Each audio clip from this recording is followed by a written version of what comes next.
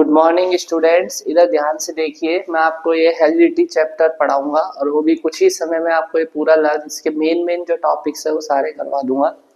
देखो, इसमें सबसे पहला जो टॉपिक है वो अपन पढ़ते हैं सेक्स डिटर्मिनेशन, जो काफी इजी भी है।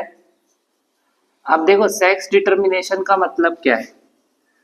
देखो, सेक्स डिटर्मिनेशन क्या होता है कि जैसे जब क्या होता है, कोई बेबी प्रोड्यूस होता है या बेबी जब हमारा पैदा होता है तो वो मेल होगा कि फीमेल, उसको हम किससे पता लगाते हैं? सेक्स डिटर्मिनेशन से।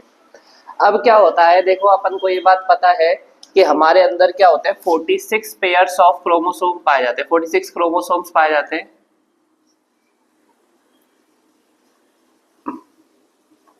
यानी कि 23 पेयर्स क्रोमोसोम्स होंगे, या 46 भी बोल सकते हो। पेयर का मतलब दो होता है, तो यहाँ पे 46 क्रोमोसोम्स हमारे अंदर होते हैं एक ह्यूमन सेल के अंदर। तो हमारे जो स्पर्म और ओवम होते हैं उनके अंदर भी क्या होता है, क्रोमोसोम्स होते हैं, हाफ क्रोमोसोम्स होते हैं। अब देखो क्या होता है कि इन 46 में से जो 44 होते हैं वो तो होते हैं ऑटोसोम्स, जो क्या करते हैं, अदर करेक्टर्स को क्या करेंगे इसके अंदर बताएंगे। मतलब वो क्या करते हैं, अदर करेक्टर्स के बारे में बताते हैं, या जो भी हमारे और करेक्टर्स है।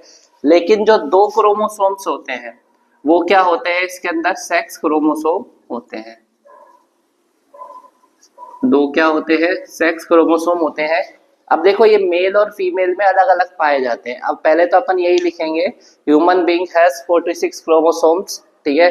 44 chromosomes is autosomes and 2 chromosome is sex chromosome, ठीक है।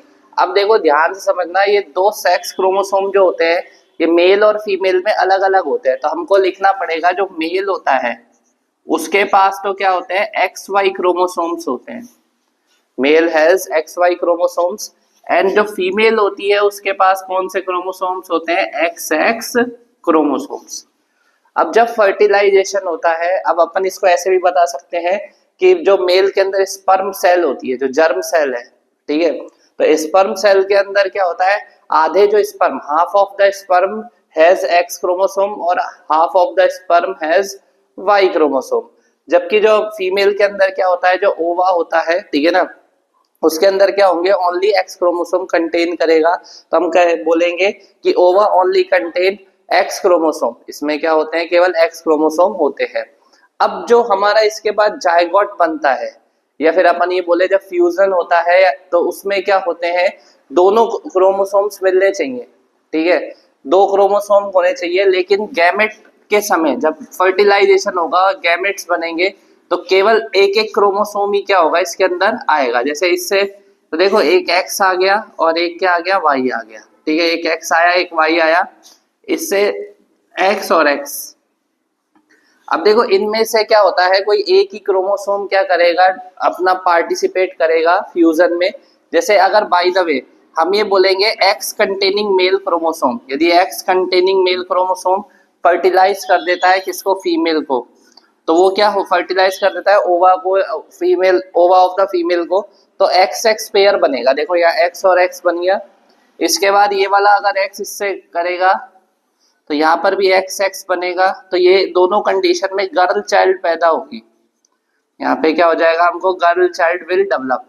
जबकि ये जो वाई क्रोमोसोम है, अगर ये फर्टिलाइज करेगा एक्स क्रोमोसोम को, तो हमारे पास zygote will be X Y. तो जायगोट क्या बन जाएगा इसके अंदर, एक्स वाई बन जाएगा। देन इसके बाद हमको क्या मिलेगा, यहाँ पे मेल चाइल्ड। जायगोट को बोलते हैं युग्मनज।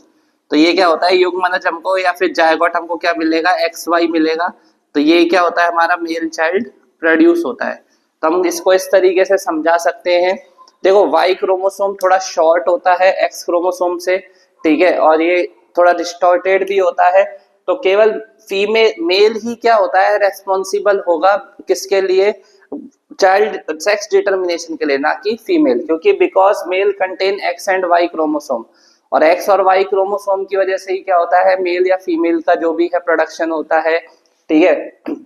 तो हमको ये ध्यान रखना है, इसको एज इट इज, इसको इस तरीके से ही हमको लिख के आना है। इसमें कौन से बनेंगे, देखो इसमें क्या है, अब इस चैप्टर में हमारे पास मेंडल जो एक साइंटिस्ट थे, जो एक चर्च में काम करते थे, तो उन्होंने क्या किया, दो अपने नियम बताए, जिससे ही एक तरीके से हेरिडिटी, जो इस चैप्टर का नाम है, उसके बारे में क्या पता लगा, लोगों को पता लगा। अब हेरिडिटी क्या होती है, देखो हेरिडिटी होती है कोई भी करेक्टर, जैसे कोई भी करेक्टर्स है हमारे, जैसे दो हाथ हैं, ठीक है, तो करेक्टर्स एक जनरेशन से दूसरी जनरेशन में किस तरह ट्रांसफर होते हैं, ठीक है ना, उसकी जो नॉलेज होती है उसी को हम क्या बोलते हैं, हेरिडिटी कहते हैं। तो transfer of character from one parent, from one generation to other generation is called heredity, वो ये कहलाती है हेरिडिटी। अब इन्होंने क्या किया, हेरिडिटी से रिलेटेड दो लॉ दिए, लॉ ऑफ डोमिनेंस और लॉ ऑफ इंडिपेंडेंट असॉर्टमेंट। अब देखो इसमें क्या है कि कई तरीके की चीजें हैं, जैसे क्रोमोसोम्स क्या होते हैं, देखो क्रोमोसोम्स एक रॉड लाइक स्ट्रक्चर होती है जो कि न्यूक्लियस में पाई जाती है सेल के। तो सेल के न्यूक्लियस में क्या होता है, क्रोमोसोम्स होते हैं, ठीक है, और उस पर क्या होता है, छोटे छोटे जीन्स लगे होते हैं। फिर एक इसमें वर्ड आएगा एलिलीज। एलिलीज क्या होते हैं, जो भी हम जैसे किसी भी कैरेक्टर को शो करते हैं, ठीक है, तो वो क्या कहलाता है, उसके एलिलीज कहलाते हैं। तो gene present of the character, जो जीन प्रेजेंट होंगे किसी कैरेक्टर के, उसी को अपन क्या कहते हैं, एलिलीज कहते हैं। जैसे हम क्या करते हैं, जो टॉल प्लांट है उसके लिए कैपिटल टी क्या करते हैं, इसके अंदर शो करते हैं। अब देखो इसने क्या किया, मेंडल ने पी प्लांट, पी का मतलब मटर के प्लांट को क्या करा, सेलेक्ट किया फॉर एक्सपेरिमेंट्स के लिए। अब देखो बात ये आती है कि मटर के प्लांट को क्यों सेलेक्ट किया। देखो मटर का प्लांट क्या होता है, एक तो एनुअल प्लांट है, मतलब पूरे 12 महीने तक उगता है, तो उसने क्या करा कि भाई इस पर एक्सपेरिमेंट इजीली करवा सकता था। फिर दूसरा जो पी प्लांट होता है वो बाइसेक्सुअल होता है, उसके अंदर क्या होता है, मेल और फीमेल दोनों जर्मिनेशन पार्ट्स होते हैं, तो बाइसेक्सुअल होगा, उसमें आइदर मेल और फीमेल दोनों होंगे उसमें, ठीक है। इसके अलावा इसके अंदर क्या करा सकते थे हम, सेल्फ पॉलिनेशन और आर्टिफिशियल पॉलिनेशन इजीली कंडक्ट करा सकते थे। तो he easily conduct the self pollination and artificial pollination in pea plant. तो इतनी सारी सुविधा होने के कारण उसने पी प्लांट को सेलेक्ट किया। अब देखो उसने किया क्या इस लॉ में, देखो उसने दो प्लांट सेलेक्ट किए, एक तो उसने किया टॉल प्लांट, ठीक है, तो मेंडल एक तो टॉल लिया और एक उसने लिया क्या नाम से, ड्वार्फ। और इनका भी प्योर प्योर टॉल लिया। प्योर टॉल का मतलब होता है कि उसकी जो जनरेशन है, तो लगभग 2-3 जनरेशन से वो टॉल प्लांट ही प्रोड्यूस कर रहा था, उसी को हम प्योर ब्रीड बोलते हैं या प्योर प्लांट बोलते हैं। तो यहाँ पे इसने क्या करा, टॉल प्लांट लिया। तो मेंडल सेलेक्टेड पी प्लांट, ठीक है ना, विच हैव करेक्टर, ठीक है ना, टॉल एंड ड्वार्फ। कौन कौन से ले लिए, टॉल ले लिया और ड्वार्फ ले लिया। तो टॉल को तो अपन ने कैपिटल टी से लिखा और ड्वार्फ को स्मॉल टी से लिख दिया। देन इसके बाद इसने क्या करा, देखो इसके गैमेट्स बन जाएंगे, ये गैमेट्स बना दिए मैंने इसके, जब ड्यूरिंग द फर्टिलाइजेशन। अब जब इनका क्रॉस कराएंगे, तो क्रॉस कराने पर क्या होगा कि हमको जो प्रोगेनीज मिलेंगी या ऑफ स्प्रिंग मिलेंगी, सभी क्या होंगे, टॉल प्लांट्स होंगे। सभी कैसे होंगे, टॉल प्लांट्स होंगे। तो इसको हम बोलते हैं F1 जनरेशन, पहली पीढ़ी। तो F1 जनरेशन जो आई उसमें all the we get all the plants are tall, को क्या मिले, टॉल मिले। तो कुल मिला के देखो अपन ने यहाँ पे टॉल भी लिया था ड्वार्फ, लेकिन फिर भी हमको क्या मिला, टॉल प्लांट ही मिला। तो सारे ही टॉल मिले। तो टॉल एक तरीके से क्या हो गया, डोमिनेंट हो गया। डोमिनेंट का मतलब हो गया ये प्रभावशाली हो गया। यही केवल करेक्टर क्या होता है हमको देखने को मिलता है इन F1 जनरेशन। तो हम ये बोलेंगे the character which are show in F1 generation is called dominant. तो यहाँ डोमिनेंट करेक्टर कौन है, टॉल। जो उसका टॉल प्लांट है वो क्या हो जाएगा, डोमिनेंट। और अदर करेक्टर, जो दूसरा करेक्टर है, विच आर नॉट शो, जो शो नहीं होता in the presence of another character, दूसरे करेक्टर की प्रेजेंस में भी, तो उसको हम बोलते हैं रिसेसिव प्लांट। वो क्या होता है, रिसेसिव हो जाता है, अप्रभावशाली प्लांट, अप्रभावशाली करेक्टर हो जाता है वो। तो ये ड्वार्फ क्या है, एक तरीके का इसका रिसेसिव करेक्टर है, और ये क्या है, इसका डोमिनेंट करेक्टर है। देन अब यहाँ से देखो ये बात प्रूफ हो गई कि सभी प्लांट टॉल थे तो ये डोमिनेंट हो गया। पर लेकिन इन्होंने क्या करा, इन प्लांट्स का सेल्फ पॉलिनेशन करा दिया। सेल्फ पॉलिनेशन का मतलब हो गया इनका आपस में क्रॉस कराया। अब देखो जब इन्होंने आपस में क्रॉस कराया, तो अब इस तरीके से हम एक क्या करेंगे, पुनेट स्क्वायर बना लेंगे जिसके अंदर हम क्रॉस कराते हैं। अब देखो यहाँ पे हमने क्या करे, दोनों तरीके के इसके जीन्स ले लिए, इसमें दोनों को अलग अलग कर लिया, capital T small T, capital T small T. अब यहाँ पे जब इन दोनों का क्रॉस कराएंगे तो कैपिटल टी बनेगा, क्योंकि ये इस बॉक्स में इन दोनों का मल्टीप्लाई आ जाता है। फिर यहाँ पर भी कैपिटल टी स्मॉल टी। हमेशा जो बड़ा लेटर है उसको हम क्या करेंगे, ज्यादा पहले लिखेंगे, और इधर क्या आ जाएगा, देखो वापस से कैपिटल टी स्मॉल टी, वो पहले आता है जो बड़ा लेटर होता है, और यहाँ स्मॉल टी, क्योंकि इधर भी टी है इधर भी टी है। तो कुल मिलाकर इस तरीके से ये क्या होगा, हमको F2 जनरेशन मिला। और F2 जनरेशन में हमने देखा ये जो 3 प्लांट है ये तो टॉल थे, तो इसका फिनोटाइप रेशो, फिनोटाइप का मतलब होता है जो इसकी फिजिकल अपीयरेंस है उसी को हम फिनोटाइप बोलते हैं। तो इसमें 2 तरीके के प्लांट मिले हमको, टॉल और ड्वार्फ, ये हमको देखने को मिलते हैं। तो टॉल तो इसमें हमको 1 2 3 मिले, तो टॉल का रेशो 3 आ जाएगा, ड्वार्फ का क्या आ जाएगा 1 आ जाएगा।